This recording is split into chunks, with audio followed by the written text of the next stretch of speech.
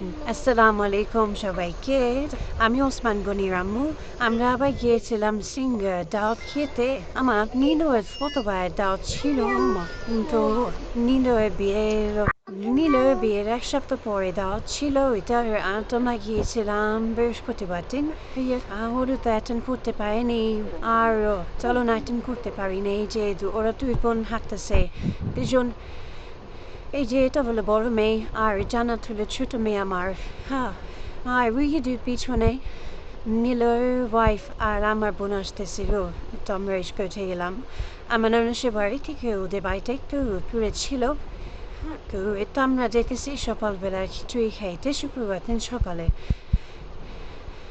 ওদের বাই বলে দিলাম। পরে আমরা চলে গেলাম। আর সিংহের রাস্তাগুলো অনেক সুন্দর। আমরা গ্রামের ভেতর দিয়ে গেছি তো রাস্তাগুলো অনেক সুন্দর ছিল। ওসমান আর হাফসা আসেনি, ওরা খিচুড়ি খাবে না, এটার জন্য ওদের নিয়ে আসি নেই। আমরা কয়েকজন আসছি।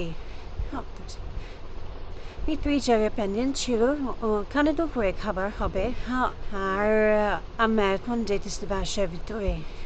নয় একটু পেয়ারা গাছটা অনেক পেয়ারা ছিল।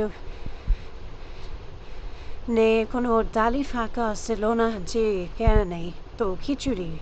হ্যাঁ, ওখানকার মানে নিয়ম সকালবেলা বিয়ের দিন আর কি সকালবেলা ওনারা খিচুড়ি রান্না করে। ওই মুরগির কলিজা টুলজা বা ওই কলিজা এগুলা দিয়ে। তো ভালোই লাগে। তো আমরা অবশ্য সবাই খেতেছি। আর